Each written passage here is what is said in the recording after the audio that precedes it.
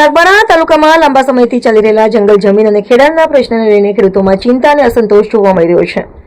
આ મુદ્દે સાગબારા તાલુકાના ખોપીગામ ખાતે ખેડૂતોના સમર્થનમાં સાંસદ મનસુખ વસાવાએ ખેડૂતો સાથે મુલાકાત કરી તેમની રજૂઆતો સાંભળી હતી।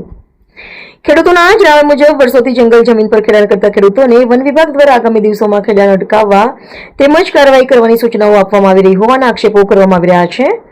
સાગબારા અને ઉમરપાડા માટે સમાન નીતિની માંગ ખેડૂતો દ્વારા સવાલ ઉઠાવવામાં આવ્યો છે કે જો ઉમરપાડા તાલુકાના કેટલાક ગામોમાં ખેડૂતોને જંગલ જમીન પર ખેડાણ કરવાની પરિસ્થિતિ ઊભી થઈ શકે છે તો સાગબારા તાલુકાના ખેડૂતો સામે અલગ પ્રકારની કાર્યવાહી શા માટે કરવામાં આવે છે?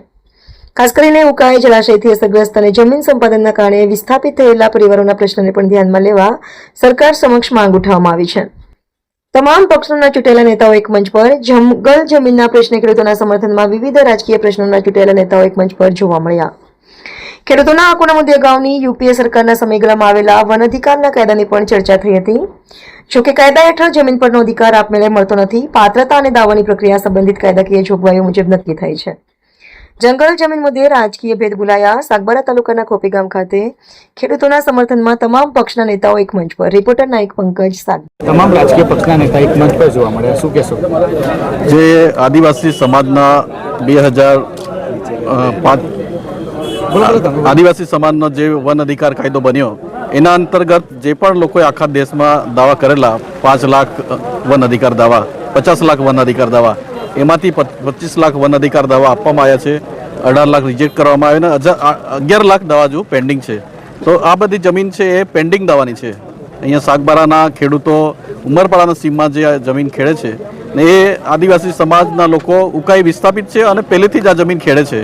તો અત્યારે આ 2 વર્ષથી જ કેમ પ્રશ્ન ઉત્પન્ન થયો અને આ જે ખેડૂતો છે એના સહકાર માટે આદિવાસી સમાજના નર્મદા જિલ્લાના બધા આગેવાનો આજે ભેગા થયા છે અને એ લોકોના પ્રશ્ન કેવી રીતે સોલ્વ થાય અને જે ખેડૂતો છે જંગલ જમીન ખેડતા થાય એના માટે આજે કાર્યક્રમ હતો। તમારા મતે કેટલા જિલ્લાના પેન્ડિંગ દાવા છે અને સરકારે શું કરવું જોઈએ?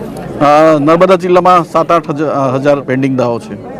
દિવસથી આજે લડત ચાલે છે અને આજે જે બધાનું સમર્થન મળે, શું કહેશો? અમારા 2025થી આ લોકો જંગલ ફોરેસ્ટ વિભાગ અમને રોકવામાં આવ્યા છે। એ દિવસથી અમારો આ આંદોલન ચાલે છે। એમાં અમારા આજે મનસુખ સાહેબ તેમજ તમામ આગેવાનો કોઈ પાર્ટી પક્ષ છોડીને અમારા આદિવાસી સમાજ માટે આગળ આવેલા છે। શું તમારી લડત શું છે? સંઘર્ષ થઈ રહ્યો છે? શું થઈ રહ્યું છે? ખેડૂતો ખેડાણ કરવા જાય છે તો શું થતું હોય છે? અમે 2002થી આ જમીન ખેડતા આવ્યા છે અને 2025થી ફોરેસ્ટ વિભાગને સાગબારાના ખેડૂતોને અટકાવવામાં આવે છે, જ્યારે કે ઉમરપાડાના ખેડૂતોને ખેડવા દેવામાં આવે છે અને સાગબારાના ખેડૂતોને રોકવામાં આવે છે। તમારું ખેતર કઈ વિસ્તારમાં આવે છે? ઉમરપાડા વિસ્તારમાં આવે છે, નર્મદા જિલ્લામાં આવે છે, કઈ રીતનું છે? અમારું જમીન પહેલાં પૂર્વ પશ્ચિમ રાજપીપળા ઇલાકામાં આવતું। 2013 સુધી આ પૂર્વ પશ્ચિમ રાજપીપળામાં આવતી હતી આ જમીન, પણ જ્યારે તાલુકા જિલ્લા વિભાજન થતાં 2013માં આ જમીન વડપાડા રેન્જમાં જતી રહેલી છે અને એ જમીન અમે ખેડીએ છીએ। શું કહેશો સરકારને? શું માંગ છે? સરકારને અમારી નમ્ર વિનંતી છે કે જેવી રીતે અમે ઉમરપાડાના ખેડૂતો ખેડે છે એવી રીતે અમને બી ખેડવા દેવામાં આવે। ઉમરપાડાના જે ખેડૂતો છે એ તમારી રીતની સ્થિતિમાં ખેતી કરે છે, એમના દાવા મંજૂર થયા છે કે પેન્ડિંગ છે? એ લોકોના દાવા બી પેન્ડિંગ છે અને સાગબારાના ખેડૂતોના બી દાવા પેન્ડિંગ છે, પણ એ લોકોને કોઈ ફોરેસ્ટ વિભાગ એ લોકોને કોઈ હસ્તક્ષેપ કરતા નથી અને ખોપી સાગબારાના જે 12 ગામના ખેડૂતો છે એ લોકોને ફોરેસ્ટ વિભાગ કાયમ માટે રોકે છે અને ઘર્ષણ માટે ઊભું કરે છે। એટલા માટે જ્યારે આ બધાને આહવાન કરવામાં આવ્યું હતું કે સાગબારાના 12 ગામના ખેડૂતોને સમર્થન માટે આ બધા લોકો ભેગા થયેલા છે।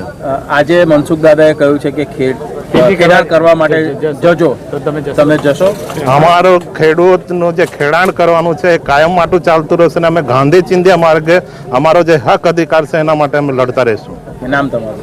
મેં નિવૃત્ત બહાદુરભાઈ વસ્તાવા, ખોપીગામ।